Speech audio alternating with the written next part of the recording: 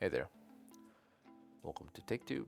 Today I'm gonna talk a little bit about whether you can search for someone in particular in Tinder.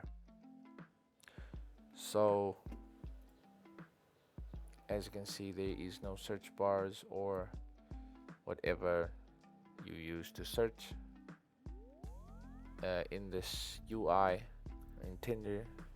That means you can search for someone particular. It is designed actually to, you know, match you with other people who have similar interests or similar tastes and other stuff, right?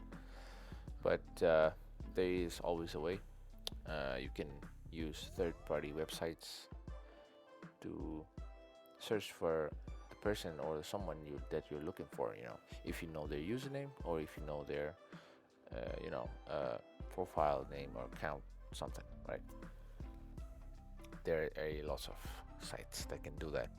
They'll just get that, take that username, and they'll scour the Tinder's database to get that profile, and it'll give you a link or maybe a username. I don't know. So, if this content helped you, make sure you like, share, and subscribe to the channel. Thank you.